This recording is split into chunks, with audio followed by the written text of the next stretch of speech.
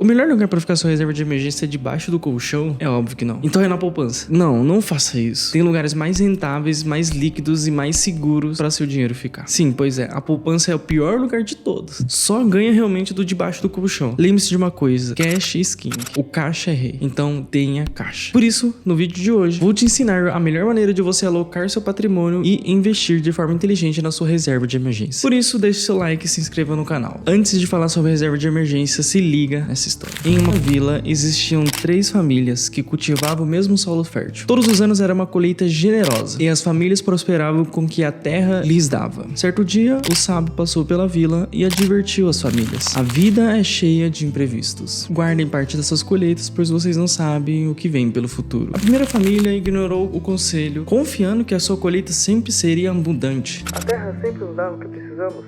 Enquanto gastavam tudo que colhiam em festas e conforto imediato. A segunda família ouviu o conselho e decidiu guardar parte da sua colheita. Foram estocando os grãos em cantos úmidos da casa, colocando dentro de barris e enterrando embaixo do subsolo, onde ninguém poderia tocar, não dando muita importância para o armazenamento. Eles sentiam que estavam preparados, mas ainda gastavam a maior parte em luxos. A terceira família, porém, seguiu o conselho com sabedoria. Eles dividiram a colheita em 3 partes: uma para usar no presente, outra para investir na melhoria das suas terras e outra guardava em celeiros seguros, pronta e acessível para momentos de necessidade. Passado algum tempo, uma seca severa atingiu toda a vila e região. As plantações murcharam e não houve colheita. A primeira família sem reservas logo passou fome. Sem nada guardado, foram forçadas a vender suas terras para sobreviver e acabaram dependendo da caridade dos outros. A segunda família, apesar de ter guardado parte do que colhia, descobriu que grande parte havia estragado. Seus grãos não duraram o suficiente e acabaram enfrentando dificuldades, tendo que pedir empréstimos e se endividar para manter a casa e as terras. A terceira família, no entanto, estava tranquila. Mesmo em meio de dificuldades, armazenaram parte da sua colheita de forma segura, e com isso sobreviveu à seca sem grandes preocupações. Não só mantiveram suas terras, como estavam prontos para plantar novamente quando a chuva voltasse. Enquanto os outros estavam vendendo suas terras, essa família conseguiu comprar mais terras a um bom preço. Assim como a terceira família, devemos investir em reserva de emergência e aprender a alocar seus recursos com sabedoria. A vida é cheia de imprevistos, sejam emergências médicas, perda de emprego ou crise econômica. Ter uma reserva guardada com sabedoria é o que nos permite enfrentar momentos de dificuldade com serenidade, sem sacrificar nosso futuro ou cair em dívidas. Assim, não só conseguimos sobreviver às tempestades, mas podemos prosperar até quando os momentos difíceis passarem.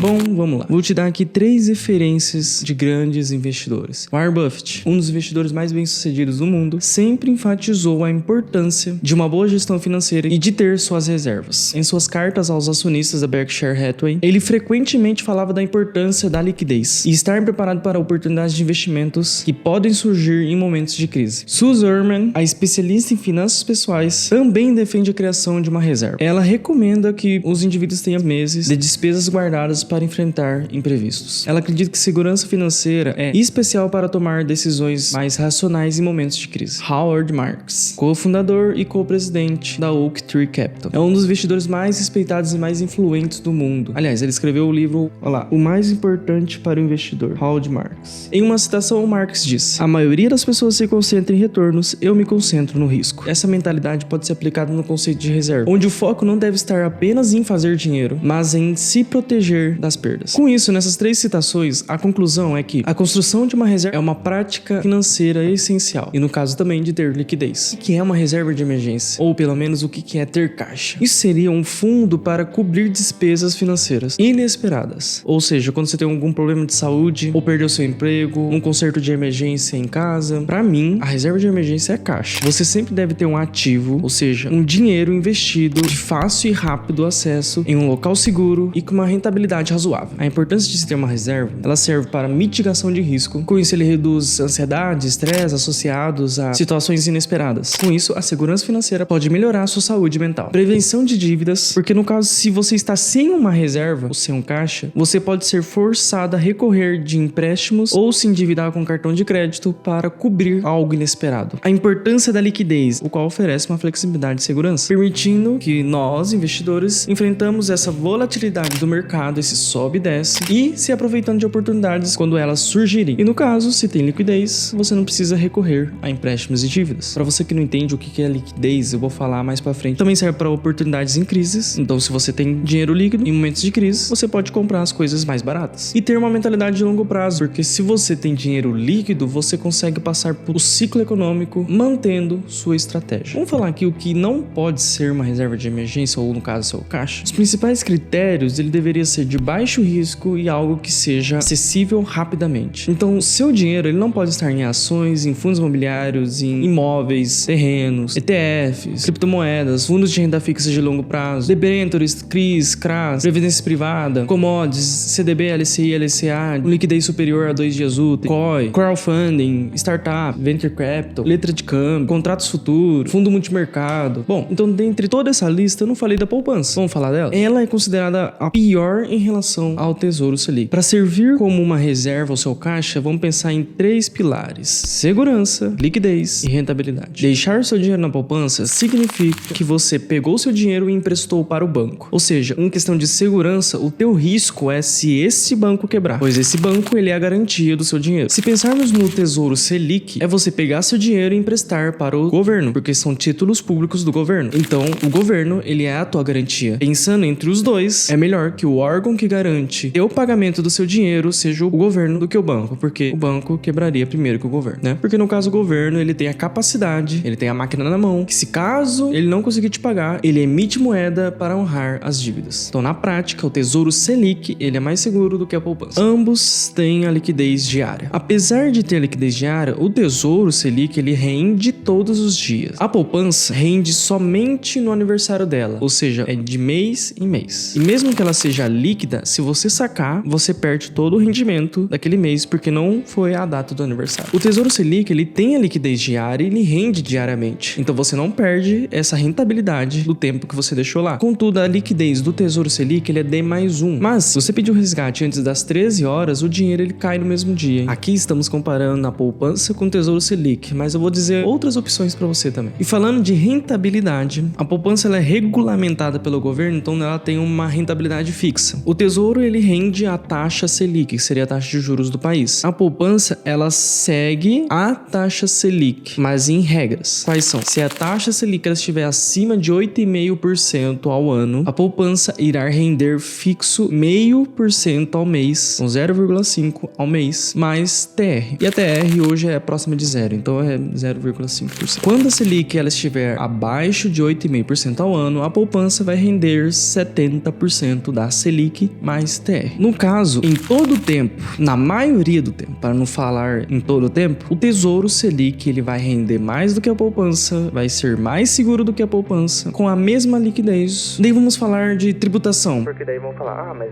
se você sacar, tem uma tributação no Tesouro. A poupança ela é isenta de imposto de renda, sim. Então, o valor da rentabilidade dela já é líquido. Mesmo comparando a rentabilidade líquida dessa poupança com a rentabilidade líquida do Tesouro, o Tesouro ainda rende mais do que a poupança, com mais segurança, com a mesma liquidez. E no caso, o Tesouro ele segue a tabela regressiva de imposto de renda, que seria essa aqui. Vamos lá, existem outras opções. Tem o Tesouro Selic e também vai ter dentro da renda fixa os que rendem de acordo com o CDI. Então, já que a poupança ela não serve para ser sua reserva ou estar investido o teu caixa, Para que mais ela serviria também? onde deve estar investido seu dinheiro? Lembrando que vão existir instituições que pagam mais do que 100% do CDI com liquidez diária, então basta você pesquisar e ver qual que é da tua preferência. E no caso para mim, algo que renda 100% do CDI já é o suficiente, porque lembrando da situação de Howard Marks, a maioria das pessoas se concentra no retorno, mas eu me concentro no risco. Então, para caixa e reserva, 100% do CDI já tá de ótimo tamanho. O que seria o CDI? A sigla representa Certificado de Depósito Interbancário, que é uma taxa de juros referencial que ela indica a sua rentabilidade. Mas basicamente, o que você precisa saber é que o CDI está diretamente ligado à taxa Selic, o qual existe a Selic Meta, que é anunciada pelo Copom, definida pelo Banco Central, ou seja, a taxa de juros atual do país. E a Selic Over é utilizada diariamente.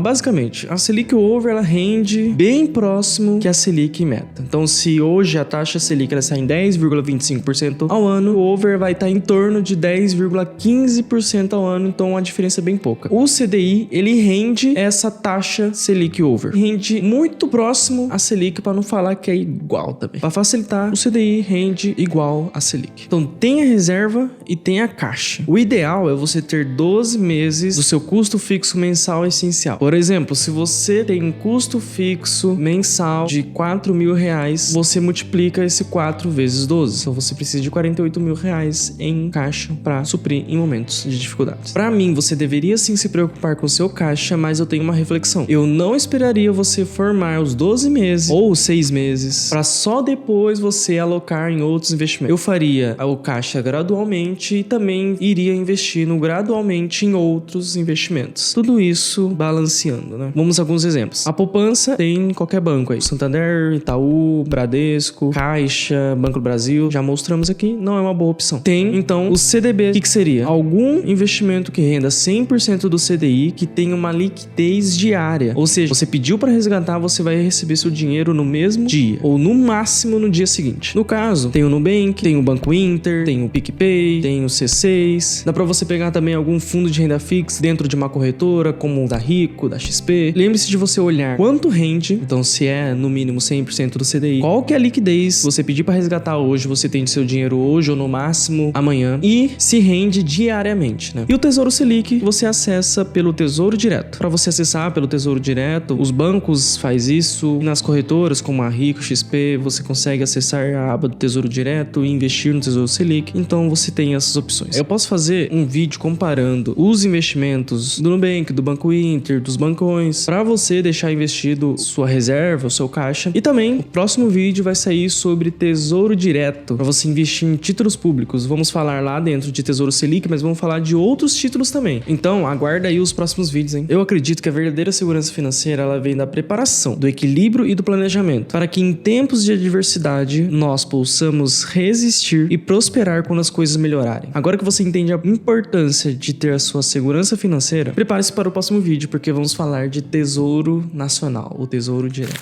Ó, peguei aqui meu celular para mostrar uma coisa. Algum tempo atrás, eu tava conversando com um gerente, e ele tava falando sobre os investimentos e tal, falamos de LCI, e daí perguntei, você tem alguma aplicação de CDB, RDB, com 100% de CDI, com liquidez diária ou D+1? E daí ele mandou, temos o LCI, bom, a gente explica depois o que é LCI, com carência, rende diariamente, mas ele falou, os nossos CDB chegam no máximo a 98% do CDI, se fizer ali um mix do CDB com LCI, daí chega a 99%. Bom, enfim, o que devemos ver aqui é que, pensa em umas coisas importantes, o teu investimento em CDB, que é Certificado de Depósito Bancário, tem que render 100% do CDI, render diariamente, não pode ter carência, tem que ter liquidez diária ou no máximo D+1, e também você tem que ver se ele é seguro, se pelo menos o FGC, que é o Fundo Garantidor de Crédito, cobre isso, ou no caso do Tesouro Selic, que não tem FGC, mas o próprio garantidor é o governo. Então fique ligado nisso daí, cuidado com a carência, liquidez diária, rentabilidade no mínimo 100% de CDI. E é isso, fechou?